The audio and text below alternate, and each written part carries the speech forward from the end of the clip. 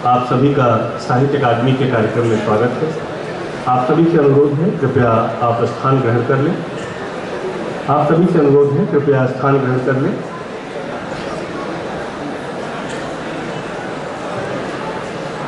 अजय जी, थोड़ा लोगों को बैठने के लिए बोलिए।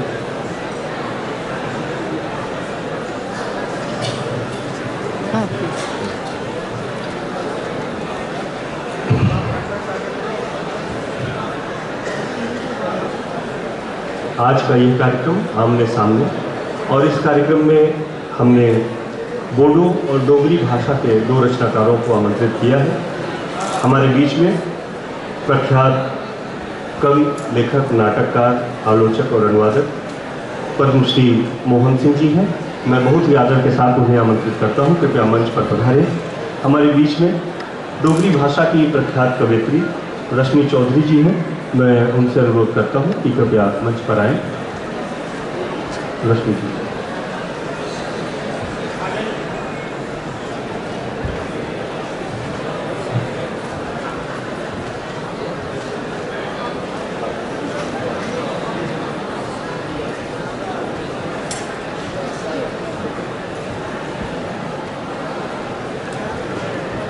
आज साहित्य अकादमी के दो कार्यक्रम हैं।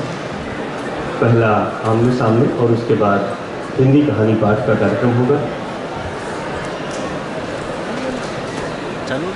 मैं साहित्य अकादमी की ओर से आदरणीय मोहन सिंह जी और रश्मि चौधरी जी का बहुत स्वागत और अभिनंदन करता हूँ। ये कार्यक्रम जिसमें एक लेखक कैसे बनता है, कौन सी रचनाएं पढ़ी शुरू में या किन लेखकों से मिले, या ऐसी कौन सी प्रेरणाएं रही जिनका असर ऐसा हुआ कि आज वे पद्मश्री मोहन सिंह हैं, वो सुश्री रश्मि चौधरी जी हैं। ये लेखक बनने की जो प्रक्रिया है और किसी रचना को लिखते हुए क्या विशेष अनुभूतियाँ थीं, या कौन सी वो ऐसी घटनाएं थीं जिन्होंने आपकी रचनाओं को प्रभावित किया, और जब आपने रचना में लिखा तो वो घटना जिसको आपने पहले अपने प्रत्यक्ष समाज में देखा था, वो जब आपकी रचना में आई वही घटना, तो उसमें क्या बदलाव हुआ, क्या रचनाकार ने उसमें कोई जोड़ घटाव किया, या उसके साथ किस तरह बर्ताव किया कि वो और प्रभावी बन सके। इन सब चीज़ों पर हम हमारे आज के रचनाकार बातचीत करेंगे। अपनी कुछ रचनाओं को भी हमारे श्रोताओं से साझा करेंगे। तो मैं साहित्य अकादमी की ओर से आदरणीय पद्मश्री मोहन सिंह जी और रश्मि चौधरी जी का साहित्य अकादमी की ओर से बहुत स्वागत और अभिनंदन करता हूँ। एक बार जोरदार तालियों से हम अभिनंदन करेंगे। मैं बहुत संक्षेप में आपका परिचय करवा देता हूँ। श्री मोहन सिंह प्रतिष्ठित डोगरी लेखक, कवि, नाटककार, आलोचक और अनुवादक हैं। आपकी 40 से अधिक पुस्तकें प्रकाशित हो चुकी हैं। आप डोगरी संघर्ष मोर्चा के संयोजक रह चुके हैं और संविधान की 8वीं अनुसूची में भारतीय भाषा के रूप में डोगरी को प्रतिष्ठा दिलाने वाले संघर्ष के एक बहुत ही महत्वपूर्ण कार्यकर्ता के रूप में, एक संघर्षकर्मी के रूप में मोहन सिंह जी का नाम बहुत ही सम्मान के साथ लिया जाता है। पद्मश्री से विभूषित मोहन जी को 1991 में उनके नाटक संग्रह अपनी दफली अपना राग के लिए साहित्य अकादमी पुरस्कार से अलंकृत किया गया, और वर्ष 2001 में आपको साहित्य अकादमी का अनुवाद पुरस्कार प्राप्त हुआ। इसके अलावा भी आपको अनेक पुरस्कार और सम्मानों से अलंकृत किया जा चुका है। अभी आप साहित्य अकादमी के डोगरी परामर्श मंडल के संयोजक हैं। हम श्री मोहन सिंह जी का साहित्य अकादमी की ओर से बहुत स्वागत और अभिनंदन करते हैं। रश्मि चौधरी जी प्रख्यात बोडो कवयित्री हैं। आप एक शिक्षिका हैं। आपके 2 कविता संग्रह प्रकाशित हैं, जिनमें बुगलुनी बुथल वर्ष 2011 में और संसिदिनी मदिरा 2019 में प्रकाशित हुई हैं। ये दोनों पुस्तकें बहुत चर्चित रही हैं। आपको भाभा मेधी literary award, doctor Ambedkar fellowship national award, लेखक संवर्धना और साहित्य अकादमी पुरस्कार से अलंकृत किया जा चुका है। आपने बोडो साहित्य सभा के लिए वार्षिक मुखपत्र द बोडो आदि के संपादक के रूप में भी कार्य किया है। हम सुश्री रश्मि चौधरी जी का भी अकादमी की ओर से बहुत स्वागत और अभिनंदन करते हैं। ये कार्यक्रम 45 मिनट का, और इस कार्यक्रम की एक सुंदरता यह भी है कि साहित्य अकादमी ने रश्मि चौधरी जी के पुरस्कृत कविता संग्रह को अभी प्रकाशित किया है, उसका हम लोकार्पण भी करेंगे। लेकिन सबसे पहले हम साहित्य अकादमी की परंपरा के अनुसार अंग वस्त्रों के साथ अपने रचनाकारों का हम सम्मान करेंगे।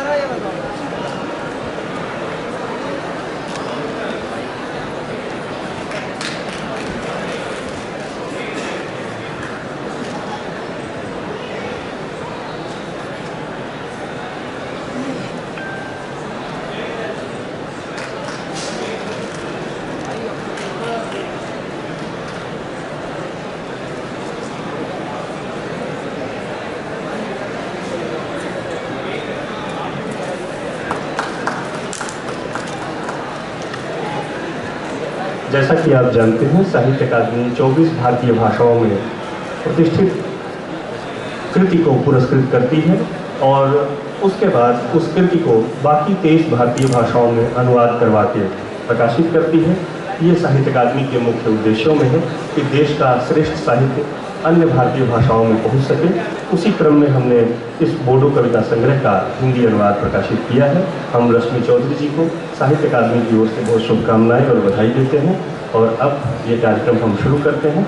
मैं बहुत ही आदर के साथ आमंत्रित करूंगा आदरणीय मोहन सिंह जी को कि वे आए और अपनी रचना प्रक्रिया के बारे में, अपनी प्रेरणाओं के बारे में हमको बताते हुए अपनी कुछ कविताएँ भी हमें सुनाएं। आदरणीय मोहन सिंह जी।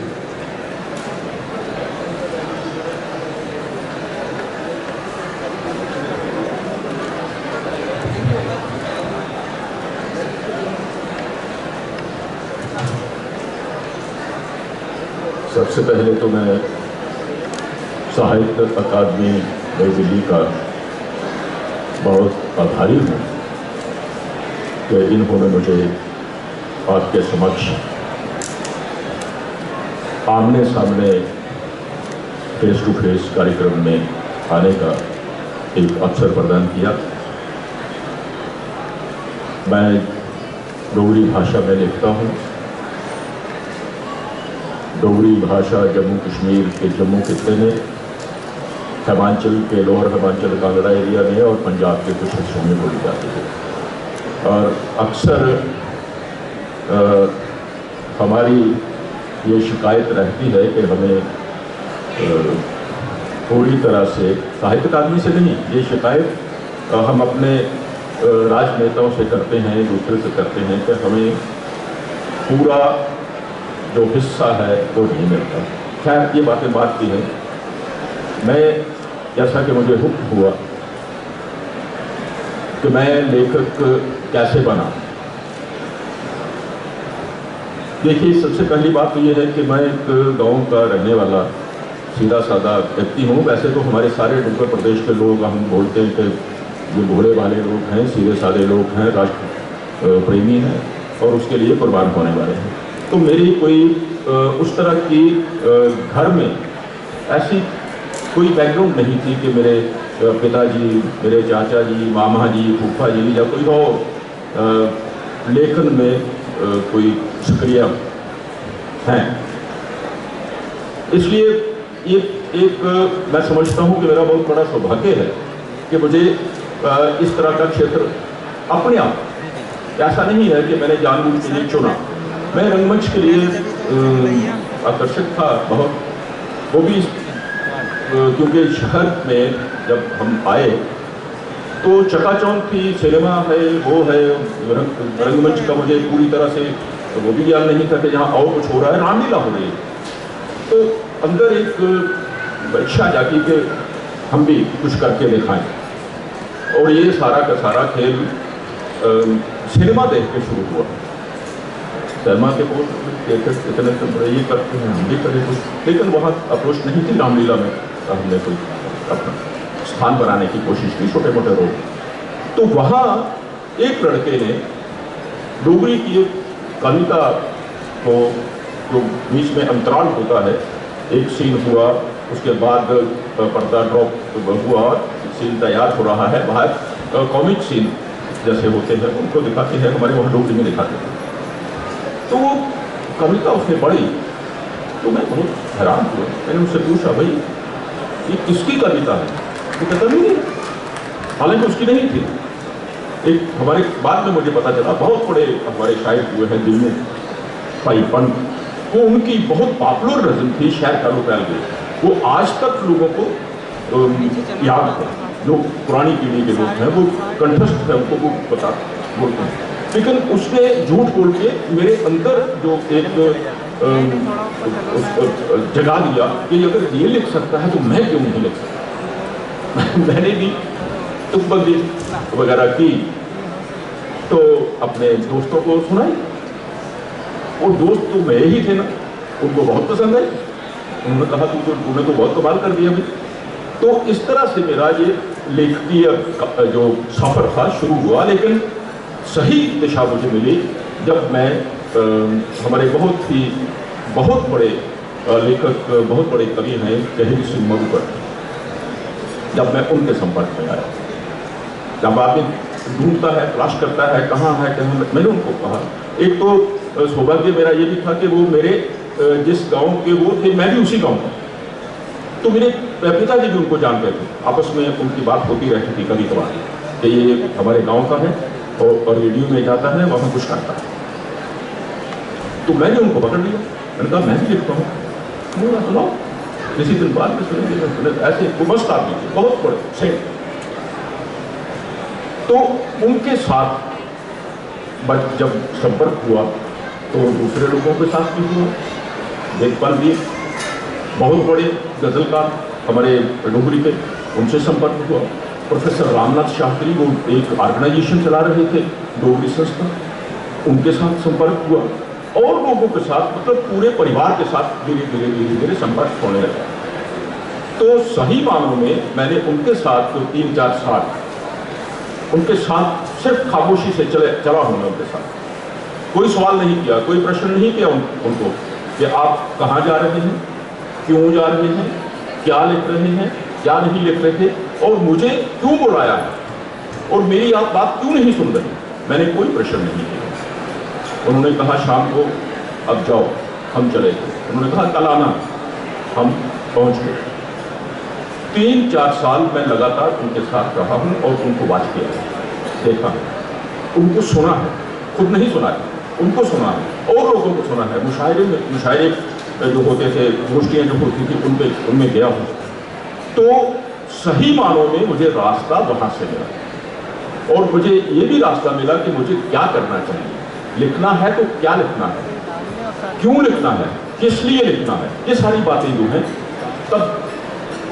और उसके बाद जो थोड़ा बहुत मैंने लिखा, आज उसके बारे में हमारे आलोचक ये कहते हैं कि ये मोहन सिंह ज़मीन से जुड़ा हुआ कवि है, ज़मीन से जुड़ा हुआ नाटककार है।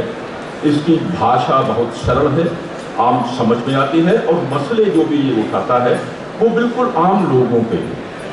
बिल्कुल मैंने जो देखा, जो मैंने महसूस किया, और उस पर एकदम प्रतिक्रिया नहीं दी, लेकिन जो मेरे अंदर घुलता रहा, मुझे तंग करता रहा कि इस पे बात होनी चाहिए, इस पे बात होनी चाहिए, वैसी ही कविताएं, वैसे ही नाटक मैंने लिखे।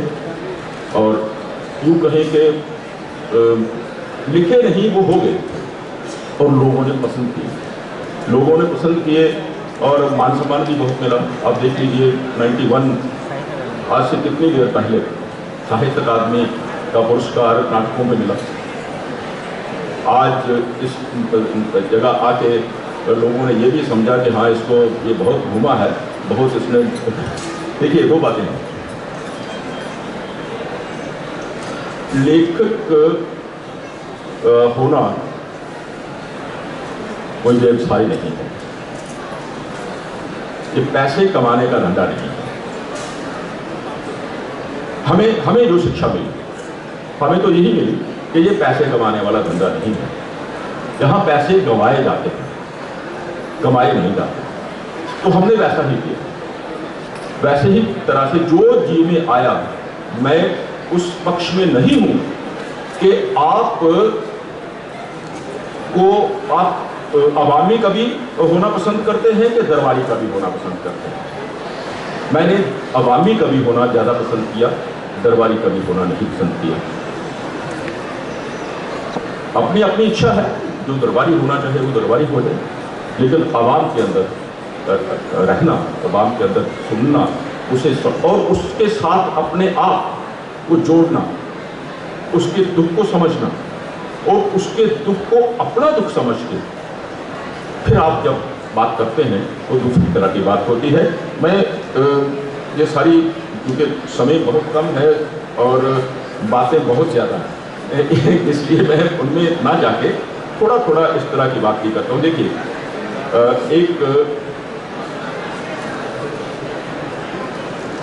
जैसे नज्म है मेरी, एक में घेरा, मैं शिव नहीं, सत्य भी नहीं। ये बात मुझे कबूल है, इसी बात का कईयों के हृदय में लगता सूल है, परंतु यही बात मूल है कि मैं शिव नहीं, सत्य भी नहीं, पर भोला तो हूं। पर भोला तो हूं, मेरे इसी भोलेपन में घड़ दिए हैं कितने ही भस्मासुर।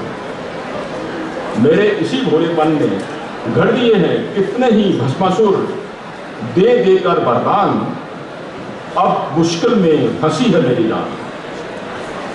अब मुश्किल में फंसी है मेरी जान, भस्मासुर ललचाए हुए हैं मेरी विद्यापति सती पार्वती पर। भस्मासुर ललचाए हुए हैं मेरी विद्यापति सती पार्वती पर, हाथ उठाए आ रहे हैं मुझे करने भस्म। हाथ उठाए आ रहे हैं मुझे करने भस्म, और कोई नहीं समझ रहा मेरा मरम, और कोई नहीं समझ रहा मेरा मरम। और तो और विष्णु भी दूर क्षीर सागर में शेष सैया पर अदलेटा मुस्कुरा रहा है, और मेरे चारों ओर मेरे ही घड़े हुए भस्मासुरों का घेरा तंग और तंग होता जा रहा है।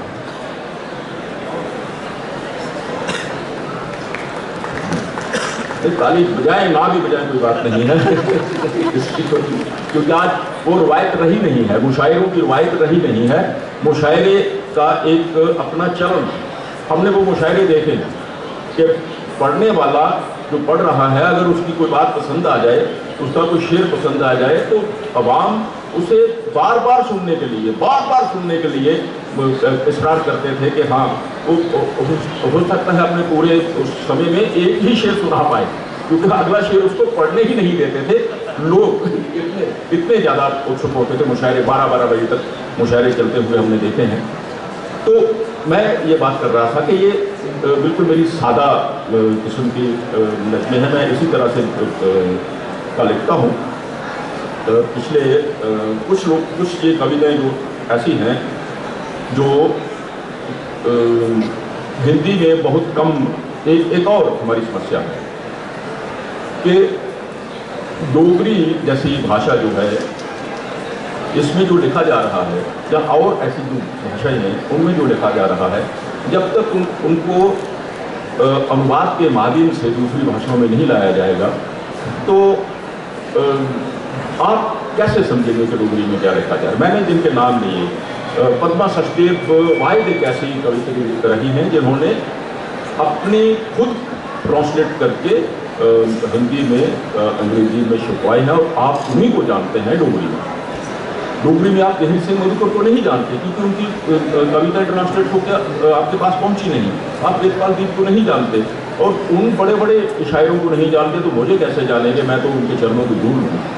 बहरहाल एक नज़्म मैं और प्रस्तुत करता हूँ। ये कमलजीत चौधरी हैं, उन्होंने ट्रांसलेट की है। श्रापग्रस्त। जब से रोते हुए के साथ रोना, जब से रोते हुए के साथ रोना, हंसते हुए के साथ हंसना, गाते हुए के साथ गाना, नाचते हुए के साथ नाचना, और सभी को अपना समझना छोड़ चुका हूँ, तब से मेरे होने का घेरा छोटा होता जा रहा है। मेरी आंखों की नमी खत्म होती जा रही है, धीरे धीरे एक सिल पत्थर बनता जा रहा हूँ। जानता हूँ कि कोई राम मुझे शाप मुक्त करने नहीं आएगा, मैं अपने ना होने से श्रापग्रस्त हूँ। तो इस तरह की जो उन बड़े लोगों के साथ जो सही मानों में लेखक कहलाए जाने चाहिए, हम तो समझिए कि हम उनके पीछे पीछे चल के बन गए। पारस वो थे, हम पत्थर, हम कुछ नहीं, वो पारस। तो उनका दिया हुआ ज्ञान या उनकी दी हुई शिक्षा, ये कविता तो वो है जो तुम्हारे अंदर से हो। कविता वो नहीं है जो तुम किसी के कहने पे लिखते हो। कविता वो नहीं है कि जो नया नारा आया, कोई भी आया, कोई भी किसी के नारे को लेके आप बांध लो और कविता लिखो।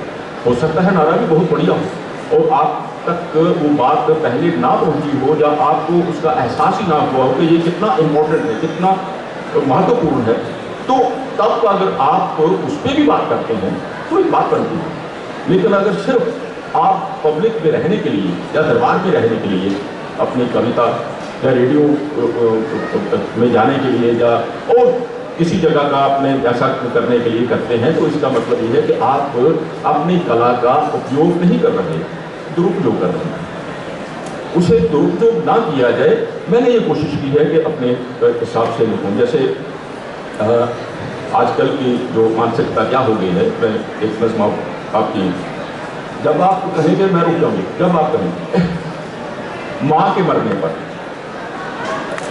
माँ के मरने पर, माँ तो वास्तव में उसी दिन मर गई थी जिस दिन मैं उसकी ममता का गला दबा निकल गया था पूरे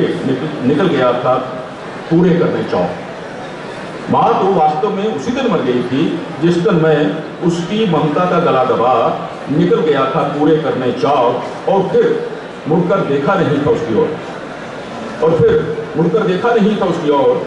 माँ तो वास्तव में उसी दिन मर गई थी जिस दिन मैं आया तो था वापस फिर से जाने के लिए, आया तो था वापस फिर से जाने के लिए, सदा सदा के लिए घर जमीन बेचकर। माँ तो वास्तव में उसी दिन मर गई थी जिस दिन मैंने उसे घर की चौखट के बाहर अपनी बनी झुग्गी के हवाले कर दर दर की ठोकरें खाने तथा लोगों की दया पर जीने के लिए छोड़ दिया था। माँ तो वास्तव में उसी दिन मर गई थी जिस दिन उसने मुझे जन्म दिया था, जरा सी जन्म दिया था, और मुझे जरा सी गर्म हवा लगने पर उसके मुंह से यही निकला था, माँ मरे मेरे बच्चे को कुछ ना हो, माँ मरे मेरे बच्चे को कुछ ना हो। आज तो उसका केवल दाह संस्कार है, मर तो वो कब की गई। तो ऐसा है कि मेरा ये सारा और मेरे नुक्कड़ नाटक जब मैं कर रहा था तो मेरी मुलाकात सत्यदेव दुबे जी से हुई, पद्मा जी के घर में, दिल्ली में रहती थी पद्मा जी। तो मैं भी आया हुआ, तो अचानक मैं गया तो वो भी आए हुए सत्यदेव, बहुत बड़े नाटक रंगकर्मी। पद्मा जी ने मुझे मिलवाया उनसे कि ये सत्यदेव दुबे हैं, और मुझे कहा कि ये लड़का आजकल नुक्कड़ नाटक कर रहा है जम्मू में, डोगरी में बहुत जगह। उन्होंने मुझे पहला सवाल किया, तुम सीपीआई के हो? मैंने कहा नहीं। तुम बीजेपी के हो? मैंने कहा नहीं। तो फिर नुक्कड़ नाटक क्यों करते हैं? मैंने कहा नुक्कड़ नाटक क्या केवल यही लोग कर सकते हैं, दूसरा कोई नहीं कर सकता? क्या नुक्कड़ नाटक करने के लिए आपकी विचारधारा जो है वो मार्क्सवादी होनी चाहिए तभी होगा, या फिर दूसरी कोई होनी चाहिए तभी करेगा? ये मेरा काम, मैं सोचता हूँ कि मुझे करने हैं, और मैं वो क्या कर रहा हूँ, किस तरह से कर रहा हूँ, ये देखिए। फिर वो चुप करो, ठीक है भाई करो, हमें क्या करो ठीक है। मतलब इस तरह मैं पद्मा जी की बात करते हुए बहुत ऐसे लोग, धर्मवीर भारती जिसे भी मेरी मुलाकात उन्हीं के घर में। देखिए पद्मा जी का बड़ा रोल रहा है हमारे डोगरी के साहित्य को और डोगरी भाषा को राष्ट्रीय स्तर पर तक पहुंचाने के लिए, पहचान करवाने के लिए। तो इस तरह से ये सारा बातें चलती रही और मैं पूरा भारत को क्या, पूरा जम्मू कश्मीर भी अब तक हम नहीं देख पाए, लेकिन भारत के जिन जिन जगहों में गया हूँ, कवि सम्मेलनों में या दूसरे बड़े अच्छे लोगों से, नामवर जी से बहुत बार सुना उनको। और मुझे लगता है कि हो सकता है कुछ लोगों को ये बात अच्छी ना लगे, लेकिन मुझे लगता है कि जब मैंने नामवर जी को सुना है तो बिल्कुल इंटरप्ट साइलेंस, और जो वो बोलते थे बिना किताब के, बिना लिखे, उनसे बड़ा विद्वान मेरी नज़र में दूसरा कोई नहीं, उसके बराबर। या फिर एक और है, वो भी कंट्रोवर्शियल आदमी है, आचार्य रजनीश। आचार्य रजनीश ने जो लिखा है वो भी सारे उसके वक्तव्य हैं, उनको भी मैंने पढ़ा। जब इन दोनों को सुना और पढ़ा तो मुझे लगा कि ये आदमी, ये किस मिट्टी से बने हैं, इनको दुनिया का जो साहित्य है, दुनिया वो सारा इनको कंठस्थ है, जवानी, और हम तो अपना नहीं याद कर पाते। अपना 5 बार देखते हैं, कंबल मारते हैं, ये करते हैं, वो करते हैं, तो ये क्या है। तो इस तरह से हमने इन लोगों को, बड़े लोगों को सुनकर, इनको पढ़कर, इनको समझने की कोशिश की और अपने आप को सुधारने की कोशिश की, अपडेट करने की कोशिश की। शुरू में जिसने बहुत ज़्यादा प्रभावित किया अपने उन लोगों के अलावा, तो उर्दू शायरी ने प्रभावित किया, जिनमें साहिर की नज़में, फैज़ की नज़में, या उर्दू कहानी में जिसमें मिंटो की कहानियाँ, जिनमें इस्मत चुगताई की कहानियाँ, बेबी जी की कहानियाँ, कृष्णचंद्र की नावल और कहानियाँ शुरू, और उसके बाद गालिब को अब तक पढ़ रहे हैं, पता नहीं कितनी बार पढ़ा है, बार जितनी बार पढ़ते हैं उनका कोई नया एंगल निकल आता है। इन शायरों को पढ़कर इनको समझने की कोशिश करते हैं और सोचते हैं कि हम भी कुछ ऐसा कर पाएँ, हम भी ऐसा कर पाएँ, कर नहीं पा रहे हैं, लेकिन कोशिश करते हैं कि ऐसा कर पाएँ, और हमारा ये भी ना हो कि ज़मीन से कट जाएं। जैसे मेरा एक डोगरी गज़ल में मेरे पास है नहीं, बोले धरतिया पर पैर धरना ते पसोना, धरतिया पर पैर धरना ते पसोना। धरतिया पर पैर धरना मतलब धरती के पैर रखता हूँ, धरतिया पर पैर रखना ते पसोना, ताइया ते जिसलै खड़ोना दास सोना। तभी ऐसा होता है, धरती पर पैर रखता हूँ और मैं बहुत आनंदित होता हूँ, पसोना आनंदित होता हूँ। इसीलिए जब मैं खड़ा होता हूँ तो मेरी पहुँच जो है वो आसमान तक होती है, क्योंकि मैं प्रकृति के साथ जुड़ा हुआ हूँ, इसलिए मेरी पहुँच जो है वहाँ तक है। तो अपनी जड़ों से जुड़ के बात बनती है, अपनी जड़ों से जब तक आप नहीं जुड़ेंगे तो बात बनती नहीं है। जैसे छोटी 2-3 लाइनें, पोतियाँ ऐसी ही होती हैं अक्सर सबकी, पोतियाँ ऐसे ही होती हैं अक्सर सबकी, करती हैं बहुत सने, खेल खेल में बन जाती हैं डॉक्टर, खेल खेल में बन जाती हैं डॉक्टर, लगाती हैं सुई, चुगलियाँ करती हैं माँ बाप की, चुगलियाँ करती हैं माँ बाप की, दादियों की करती हैं नकलें, समय खिल जाता है आंगन में, समय खिल जाता है आंगन में। तो इसी तरह की छोटी छोटी नज़में भी हैं जिनमें ये देखिएगा, इल्ज़ाम छोटी सी 2-3 लाइनों की है। मुझ पर ये इल्ज़ाम है कि मुझ पर ये इल्ज़ाम है कि मैं जी लेता हूँ तंगियों में, मुझ पर ये इल्ज़ाम है कि मैं जी लेता हूँ तंगियों में भी, करता हूँ अपनी मर्जी, झुकता नहीं किसी के आगे, झुकता नहीं किसी के आगे, देता नहीं हाकिमों को अर्जी। मुझ पर ये इल्ज़ाम है कि मैं जी लेता हूँ तंगियों में भी, करता हूँ अपनी मर्जी, झुकता नहीं किसी के आगे, देता नहीं हाथों को अर्जी। दुर्फास्ट एप्लीकेशन। तो ये सारा खेल तमाशा है। एक नज़्म, क्योंकि हालांकि मैं मुझे बहुत सत्कारा गया है, बहुत कृपा रही है सब लोगों की, और सबसे बड़ी कृपा मैं समझता हूँ कि मुझे जितना कुछ मुझे मिला है, हालांकि कहते हैं कि बिन मांगे मौत भी नहीं मिलती, लेकिन जितना भी मुझे मिला है मुझे वो मांगना नहीं पड़ा। मेरे स्वाभिमान को कोई ठेस नहीं पहुंची। ये मैं बहुत शुक्रगुजार हूँ अपने सभी इस वातावरण का भी, दोस्तों का भी, उन लोगों का भी जिन्होंने मुझे इसके लिए चुना, और जो भी मुझे मान सम्मान मिला वो मुझे मांगना नहीं पड़ा। ये मेरे लिए ये मुझे इससे अति प्रसन्नता होती है कि मुझे मांगना नहीं पड़ा। उसी को लेके एक थोड़ी सी नज़्म है जो दूसरी तरह की है, देखिए जरा। साथ न छोड़ देना, नहीं चाहिए मुझे उसकी दया, नहीं चाहिए मुझे उसकी दया, सहानुभूति, नहीं चाहिए उसका अभिमान में डूबा हुआ एहसान, नहीं चाहिए मुझे उसकी दया, सहानुभूति, नहीं चाहिए उसका अभिमान में डूबा हुआ एहसान। मेरे लिए ये नहीं है ज़रूरी कि मुझे मिले उसके उपकार की दीमक से ग्रस्त पुरस्कार।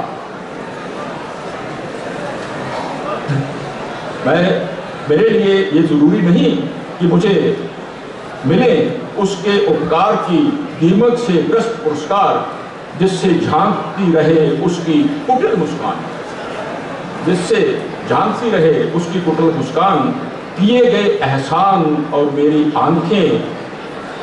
आंखें हमेशा के लिए रहे झुकी हुई, और मेरी आंखें हमेशा के लिए रहे झुकी हुई। मुझे उसकी अनुकंपा के शूलों से छलनी सम्मान भी नहीं चाहिए, मुझे उसकी अनुकंपा के शूलों से छलनी सम्मान भी नहीं चाहिए, जिसे गले में डालकर उठाना सकूं सर, गूंजती रहे कानों में धिक्कार, तिरस्कार भरी धिक्कार, दस जाऊं धरती के अंदर शर्म के मारे। मुझे उसकी दया की भीख नहीं चाहिए, मुझे उसकी दया की भीख नहीं चाहिए, मुझे तो चाहिए बस प्यार, मुझे तो चाहिए बस प्यार, तुम्हारा प्यार जिसमें सुखद एहसास है, सांसों की महक है, तुम्हारा प्यार जिसमें अपनापन है, हसरत है, इच्छा है, तुम्हारा प्यार जिसमें जीवन है, जीवन का सार है। प्यार, बस प्यार ही प्यार, और कुछ नहीं चाहिए, कुछ भी नहीं चाहिए। ओ मेरी प्रियतमा, देखो कहीं मेरा साथ ना छोड़ देना, कहीं मेरा साथ ना छोड़ देना। तो कहो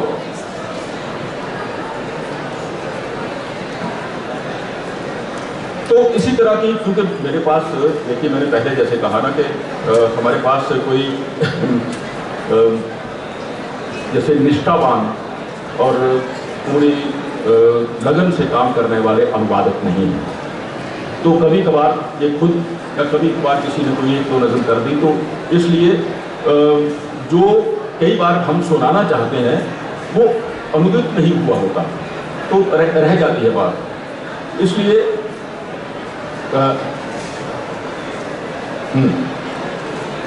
पेड़ और आदमी, पेड़ और आदमी, ये भी ये रश्मि कमलजीत चौधरी ने की है।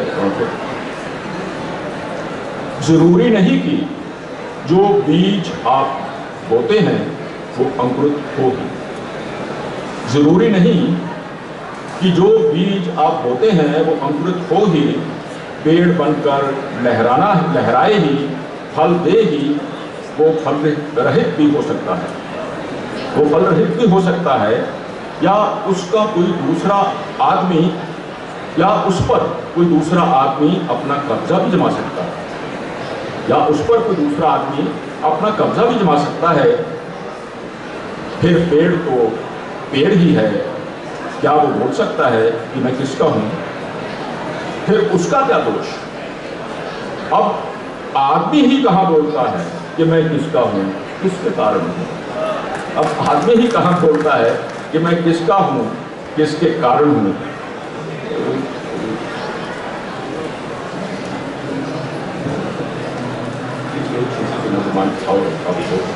एक बस बिल्कुल छोटी सी इसी तरह पता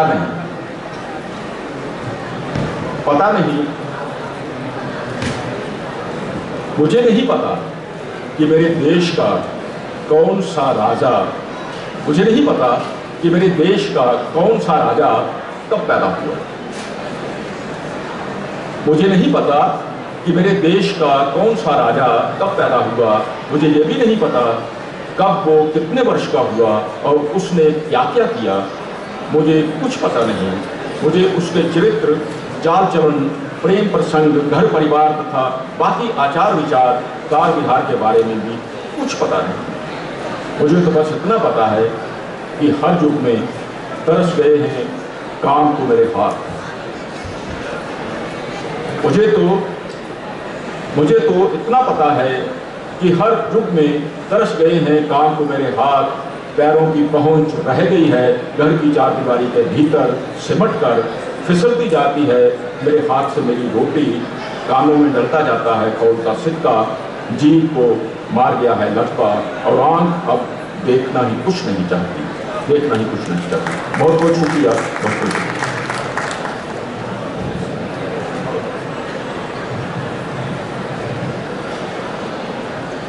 हमने मोहन सिंह जी को सुना और आपने महसूस किया होगा एक रचनाकार जब सुनाता है तो सुनाने से पहले सुनने का हुनर भी आना चाहिए।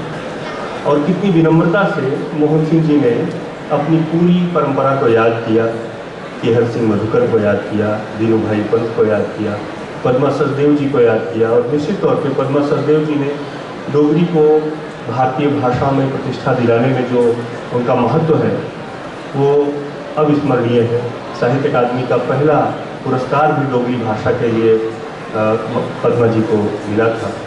मेरा सौभाग्य रहा है कि उनकी कई पुस्तकें मुझे जब मैं ज्ञानपीठ में था तो मेरे हाथ से छपी। बहुत ही सहजता के साथ लगता था कि जैसे हमारे परिवार की कोई बुजुर्ग, हमारी दादी हैं जो आकर के बैठ जाती थी, आलसी पालसी मार के और बतियाना शुरू करती थी। और डोगरा प्रदेश, डोगरों का प्रदेश जिस शूरवीरता के लिए जाना जाता है वो इस पूरी परंपरा में मौजूद है। इन कविताओं में भी आप देखेंगे कि किस तरह वो आता है। और अभी जब मोहन जी सुना रहे थे कविताएं तो आप देखिए प्रतीकों में एक रचनाकार कैसे बोलता है, प्रतीकों की भाषा क्या होती है, उनमें अनुभव और उनमें विचार किस तरह शामिल किए जाते हैं। क्योंकि कविता वही नहीं जिस परंपरा का आपने जिक्र किया कि एक दौर था कि जब लयबद्ध कविताएं जब पढ़ी जाती थी तो लोग तालियां बजाते थे। एक ये भी है कि कविता के विचारों की भी एक लय होती है। हम जब उन विचारों की लय को महसूस करते हैं तो हमारे भीतर कुछ झंकृत होता है, हमें कुछ महसूस होता है कि ये कविताएं दरअसल हमसे कहना क्या चाहती हैं। केदारनाथ सिंह जी की एक कविता मुझे याद आती है सर। उनकी एक छोटी सी कविता है हाथ।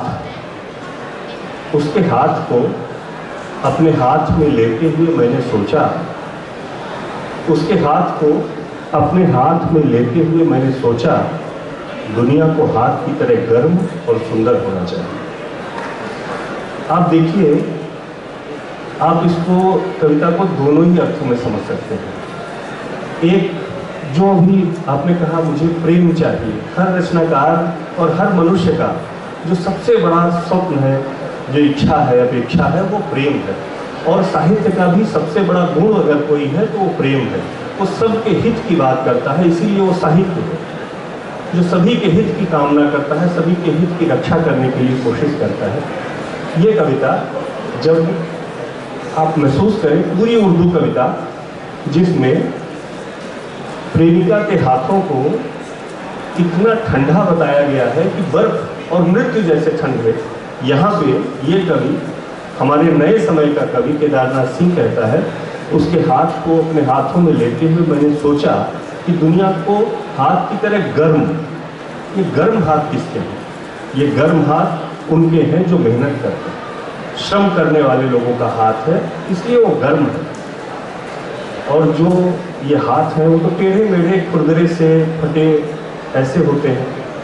उनकी सुंदरता को महसूस करता है कवि, उन किसानों के हाथों को महसूस करता है वो कवि जो दिन रात ठंड और तमाम मौसमों में मेहनत करते हुए अनाज पैदा करते हैं, जिनसे हमारी पृथ्वी का भरण पोषण होता है।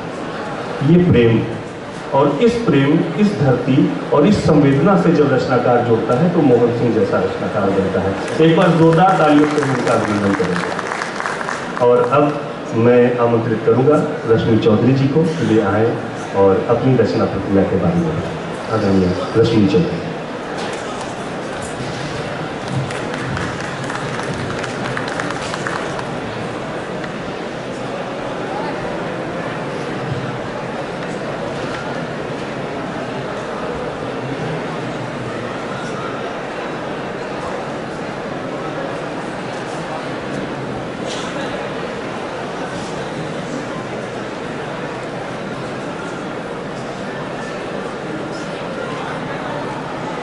खुलुमबाई, जोहार, नमस्कार।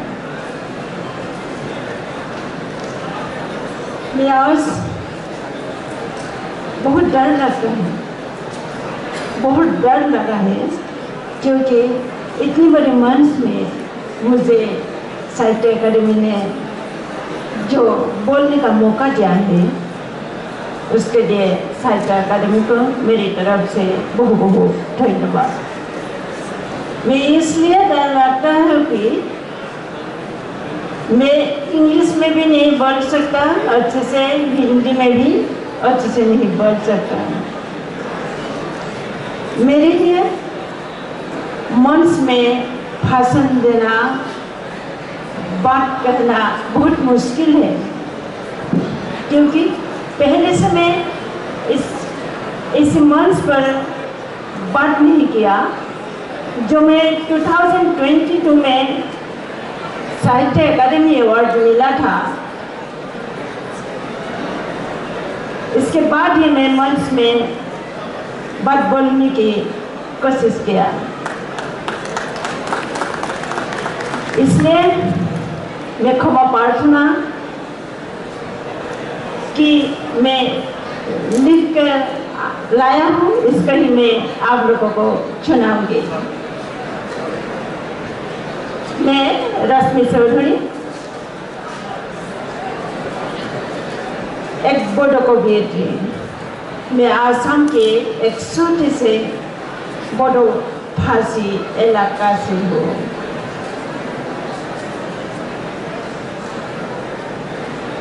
एक लंबे जंग के बाद जख्मी से हाथों में जंजीर, पैरों में जंजीर, फिर भी मैं जी उठी हूँ। अभी अभी लगे जख्मों पर मलहम लगाकर नए अक्षर के साथ एक शिशु की तरह। माता ललिता चौधरी और पिता अंगद चौधरी की मैं तीसरी संतान हूँ।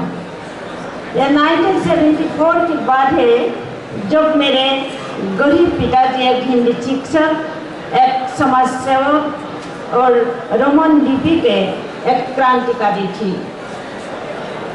रोमन लिपि आंदोलन, जिसे 1974 में बौद्ध साहित्य सभा द्वारा शुरू किया गया था, उस समय पूरे असम राज्य में पूरे बौद्ध समुदाय को शामिल किया गया था, जिसके बाद सभी बौद्ध क्षेत्रों में बड़े पैमाने पर पुलिस अभियान शुरू हुआ, जिसके परिणाम स्वरूप लोगों को अनकही पीड़ा हुई। पुलिस से मुठभेड़ के समय पिताजी को जो पीड़ा सहनी पड़ी, वो जिंदगी का सबसे लंबा जंग था।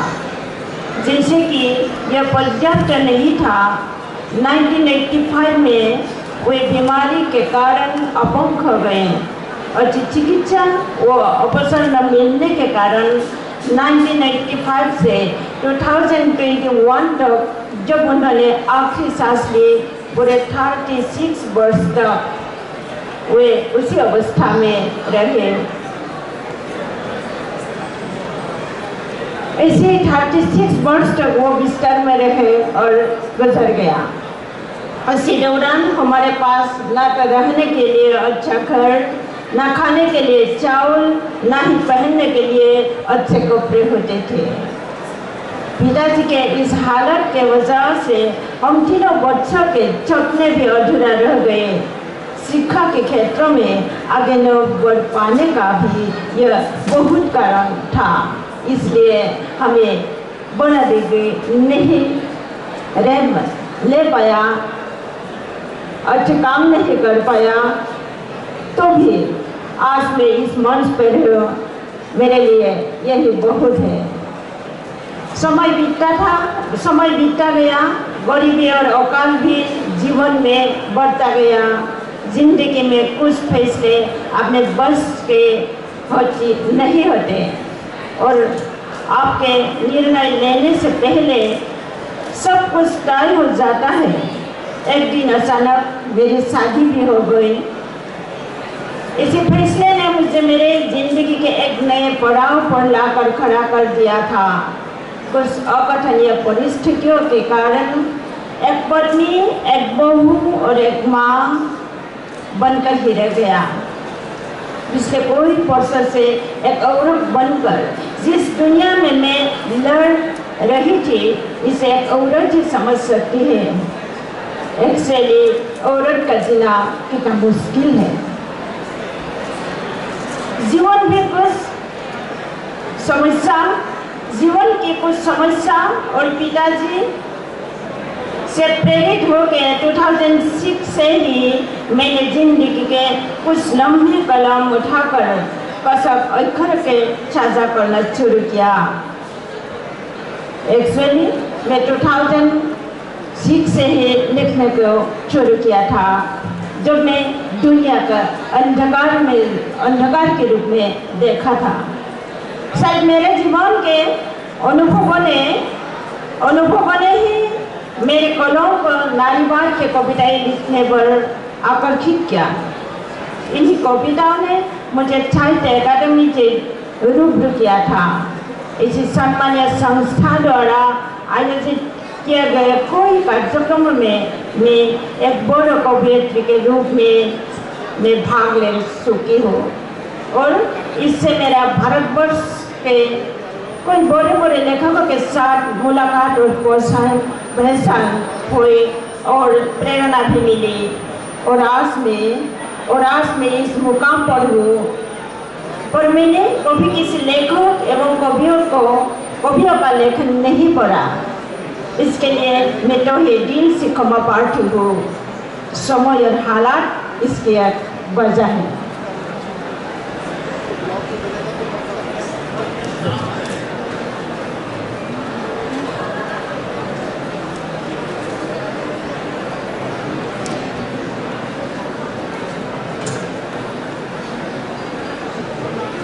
मैं मुख्य रूप से कविता लिखती हूँ और कविता के जरिए मैंने साहित्य के क्षेत्रों में कदम रखा।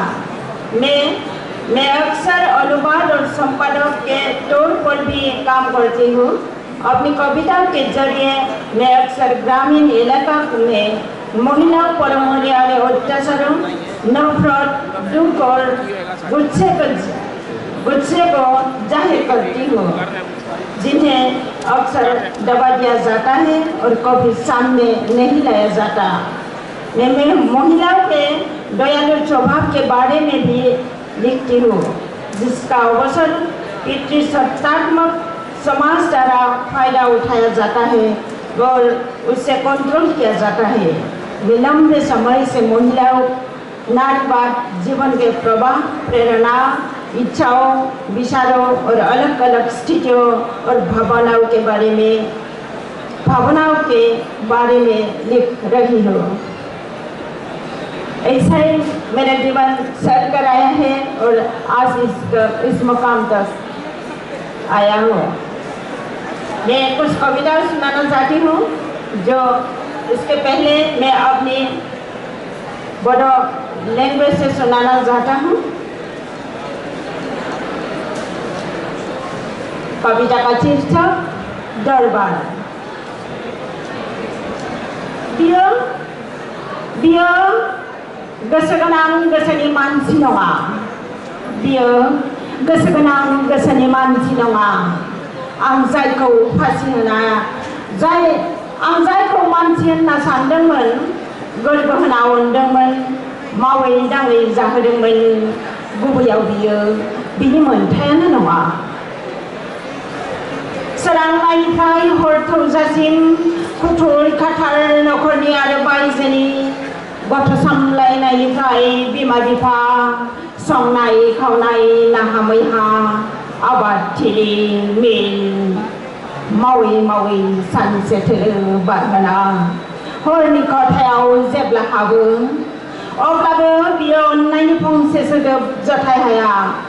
सोलायै बियो नांगौ देहा सुग्लाय होनो बिदिखा आरो जेब्ला बियो गोजोन होनो हाया अखानायै सोरांनायनिफ्राय आंखाल थासारि। बियो मिथिया मेंनाया मा, नखर सामलायनांगौआ मा, मानोना बियो एसेबो खामानि मावा। बियो खुगाजों थेनो हायो, लैथो गानो हायो, अख्रां बानायनो हायो, हरै मारुसिम सायखं आरो बेसे गोबाव आरो बेसे गोबाव।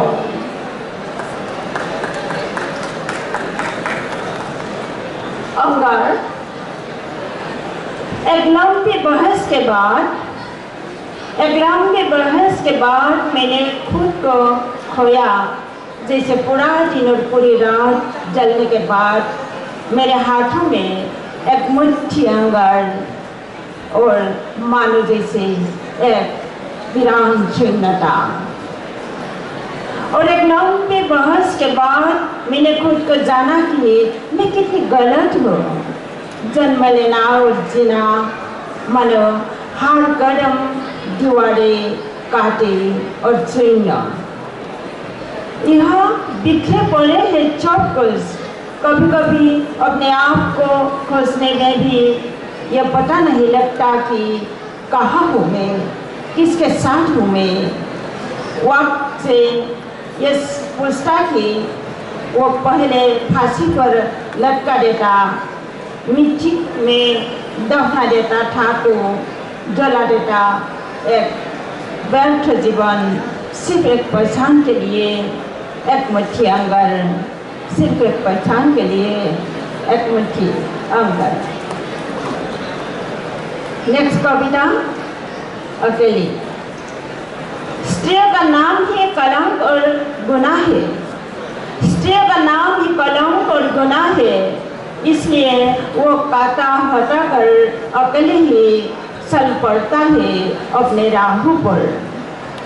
स्त्रियों का नाम ही कलंक और गुनाह है, इसलिए वो काटा हटा कर अकेले ही चल पड़ता है अपनी राहों पर। वो रोज एक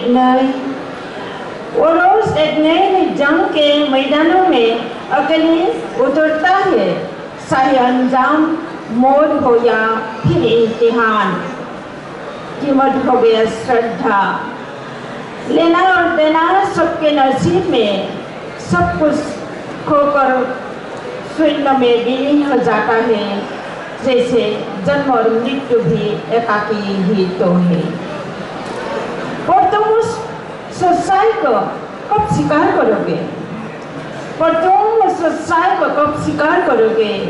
खुदा ना करे समाप्ति के दिन इस संसार में तुम भी अकेला जी रहा हो, बेबस, लाचार, असहाय। चिड़िया उड़ गई। लाख कोशिशों के बावजूद भी उसे नहीं रोक पाया। आखिरकार पिंजरे से उड़ गई चिड़िया। उसे तुम ये बताओ उसका क्या दोष है? इसलिए कि वो किसी मजहब को नहीं मानती, किसी पुरुष पर आसानी से भरोसा नहीं करती, किसी पराई मर्द के साथ रात गुजरने नहीं जाती, इसलिए कि वो किसी मर्द की मीठी मीठी बातों पर फिसल कर अपने शरीर को स्पर्श करने नहीं देती, अपने जिस्म के कपड़े नहीं उतारती, लाल हाथों को सुनने नहीं देती। आप कोई उसे बलात्कार करने लिखे तो, कोई उसे मारने की कोशिश करे तो वो किसी को माफ नहीं करेगी, क्योंकि वो चिल्लाएगी, पुलिस थाने जाएगी, न्यायालय में जाएगी। जब तक न्याय नहीं मिलेगा वो लड़ेगी अपने लिए और अपनों के लिए, क्योंकि पूर्वी सीरिया नीले आसमान में, हवा में, बादलों में।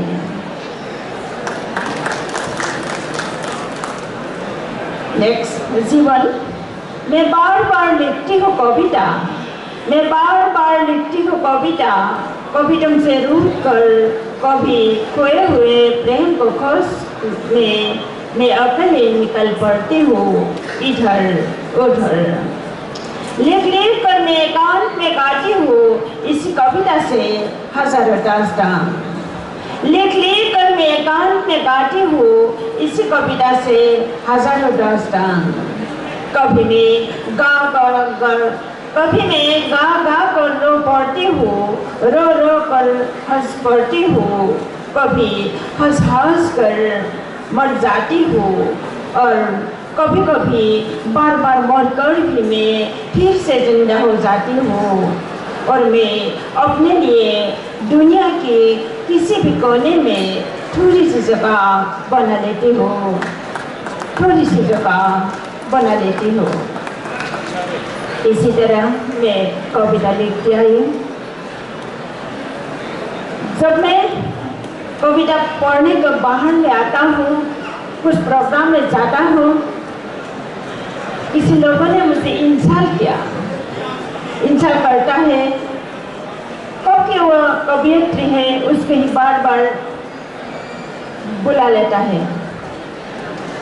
ऐसी छोटी छोटी बातों ने हमें जो दिया है और हम जो लेकर जाता है वो मैं आप लोगों के साथ शेयर नहीं कर पाऊंगी, क्योंकि भाषा बोलने में मेरा बहुत प्रॉब्लम है। तो भी मैं जिसको जानती हूँ, जिन्होंने मुझे इस मुकाम तक लाया है, मैं उसके ही प्रणाम देता हूँ जो हम किसी को नहीं देखता है। वो हमारी आत्मा में रहते हैं, विश्वास में रहते हैं। हम जब विश्वास लेंगे तो ही हमारा वो आगे बढ़ने का, काम करने का वो हमारे प्रेरणा देती है। इसके बढ़कर ही मैं आज की जो आमने सामने उसका ही मैं यही समर्पित करती हूँ। थैंक यू, नमस्कार।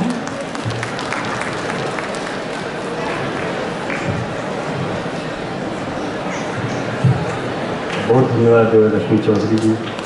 रश्मि चौधरी जी ने बहुत सादगी से और बहुत गहरी बातें की, और जिस स्त्री संघर्ष की उन्होंने बात की और अपने जीवन संघर्ष की परिवार के बारे में बताते हुए जीवन के जो अनुभव हैं जब वो संवेदना में ढलते हैं तो वो संवेदना कैसे सांद्र होती है और वो कविताओं में किस तरह झलकती है, हमने रश्मि चौधरी की कविताओं में देखी। मित्रों, वो तमाम लोग जो अपनी बात को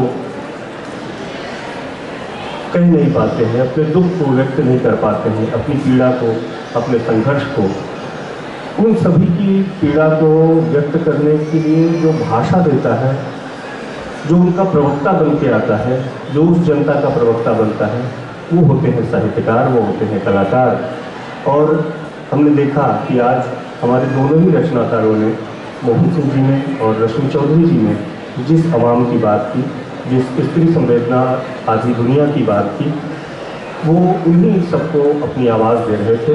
मैं आप दोनों ही रचनाकारों का साहित्य अकादमी की ओर से बहुत सम्मान करता हूँ, आपके प्रति आदर व्यक्त करता हूँ।